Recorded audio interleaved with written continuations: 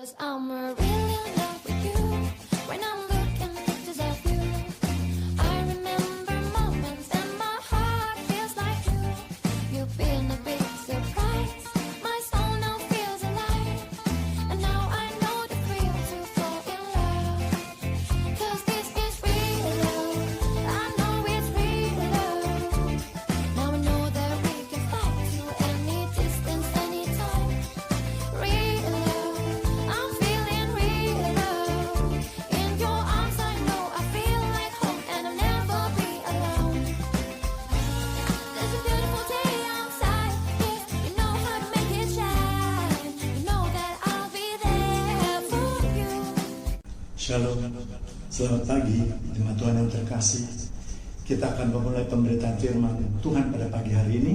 Dan pagi ini kita akan memasuki sesi yang ketiga yang akan membahas mengenai kuasa dan terjadinya suatu mukjizat. Pada umumnya, terjadinya suatu mukjizat bagi manusia adalah untuk kebaikan hidup manusia, termasuk mukjizat yang berupa penghukuman terhadap manusia. Misalnya terjadinya air bah, terjadinya tulah di Mesir, tidak turunnya hujan di zaman Nabi Elia, sampai pada zaman Yesus maupun para rasul. Semua itu dilakukan supaya manusia bertobat dan percaya kepada Allah kita. Misalnya terjadinya air bah. Ini juga merupakan suatu mukjizat karena air bah itu terjadi atas kuasa Allah, ya, dan tidak dipengaruhi oleh campur tangan manusia. Tujuannya adalah supaya manusia mau mengubah hidupnya dari hidup yang berdosa menjadi manusia yang hidupnya sesuai dengan kehendak Tuhan. Kemudian yang kedua yaitu kita lihat juga terjadinya 10 tulah dan semua mukjizat di zaman Musa ketika memimpin bangsa Israel keluar dari Mesir.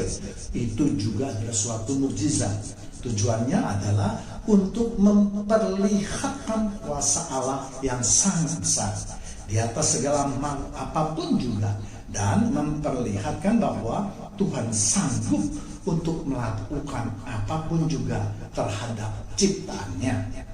Demikian juga dengan mukjizat di zaman Nabi Elia dan maupun di zaman Nabi Elisa juga memperlihatkan kepada manusia bahwa Tuhan hadir dan Tuhan dapat bekerja melalui manusia yang hidupnya berkenan di hadapan Tuhan. Tujuannya juga sama, untuk mengingatkan kepada manusia bahwa bagi Tuhan itu tidak ada yang mustahil.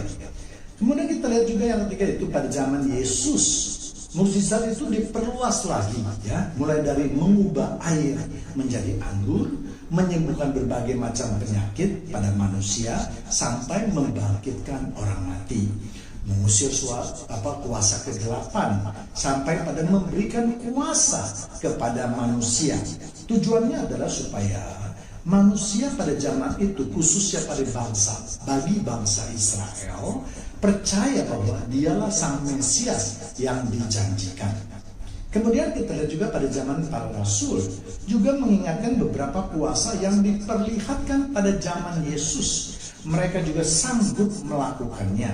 Tujuannya adalah untuk memberikan bukti bahwa janji-janji Tuhan Yesus adalah nyata bagi manusia yang hidupnya mau berkenan di hadapan Yesus. Dan kalau kita mau menggali lagi, masih banyak tentunya contoh-contoh mukjizat di dalam Alkitab kita, ya. Namun dari semua kesimpulan tentang adanya mukjizat, tidak pernah Tuhan menyatakan kuasanya melalui mukjizat hanya untuk hal-hal yang sia-sia saja. Misalnya untuk memamerkan kuasanya tanpa maksud tertentu, apalagi memegahkan diri hambanya melalui mukjizat. Namun yang terjadi sekarang ini, banyak orang yang seakan-akan bisa membuat mukjizat dengan maksud bermegah diri, supaya dianggap sangat rohani, sangat dipakai Tuhan, sangat hebat, dan seterusnya. Jadi saya hanya ingin mengingatkan kepada kita semua bahwa hati-hati terhadap orang yang menyatakan dirinya bisa membuat mukjizat, apalagi berlawanan dengan hal-hal yang telah kita pelajari sebelumnya, ya. Ada satu hal yang menarik untuk disimak, dan seringkali ini juga menjadi pertanyaan bagi kita. Apakah kuasa atau mukjizat itu berlaku juga untuk diri seseorang yang dipakai oleh Tuhan untuk membuat mukjizat? Misalnya seseorang yang dipakai oleh Tuhan untuk penyembuhan. Apakah jika orang itu sakit, orang itu bisa menyembuhkan dirinya sendiri? Ya, untuk mendapatkan jawaban ini, kembali lagi kita harus melihat apa yang dikatakan oleh Alkitab. Ya, kuasa suatu mukjizat dinyatakan itu semua atas kehendak Tuhan. Tidak ada seorang atau sesosok apapun juga yang bisa mempengaruhi atau menghalangi keputusan Tuhan. Kalau Tuhan berkehendak, maka itu bisa terjadi. Demikian pula sebaliknya. Jadi kalau ada seseorang yang diberi karunia misalnya atau kuasa untuk menyembuhkan, maka orang tersebut bisa menyembuhkan orang lain, tetapi belum tentu bisa menyembuhkan dirinya sendiri. Hal ini penting untuk diketahui. Jangan sampai ada salah pengertian untuk jemaat Tuhan yang terkasih, karena ada sebagian orang yang berkomentar negatif terhadap mereka yang diberi karunia untuk penyembuhan tersebut, ya, yang mengatakan bahwa masa bisa menyembuhkan orang lain tetapi tidak dapat menyembuhkan dirinya sendiri. Ya, saya mengambil contoh misalnya seperti Nabi Elisa yang bisa menyembuhkan Naaman, tetapi Nabi Elisa sendiri tidak dapat menyembuhkan dirinya sendiri. Ya, kita lihat di 2 Raja 13:14a. Ketika Elisa menderita sakit yang menyebabkan kematiannya. Ya, jadi jangan heran atau mencurigai seseorang yang diberi karunia kuasa menyembuhkan, tetapi tidak dapat menyembuhkan diri mereka sendiri. Ya, semua itu hanya dapat terjadi atas kehendak Tuhan. Bahkan ketika Yesus di kayu salib pun, orang-orang yang lewat itu mengejek Yesus dengan mengatakan bahwa bagaimana dia ingin menyelamatkan orang, sedangkan dia sendiri tidak dapat menyelamatkan dirinya sendiri. Ya, Matius 27 ayat 42. Orang lain ia selamatkan, tetapi dirinya sendiri ia tidak dapat ia selamatkan. Ya Raja Israel, baiklah ia turun dari salib itu dan kami akan percaya kepadanya. Jadi dalam kasus Yesus, mereka bertanya apakah Yesus sanggup untuk turun dari salib tersebut. Dan jawabannya tentu saja sanggup, ya. Namun yang menjadi pegangan adalah bahwa semua itu harus terjadi karena kehendak Bapaknya. Sebab tujuan Yesus datang ke dunia ini adalah untuk menebus dosa-dosa manusia. Dengan cara itulah maka semua dosa kita itu ditebus. Jadi sekali lagi, semua mukjizat itu pasti ada tujuan yang hendak Allah nyatakan, ya.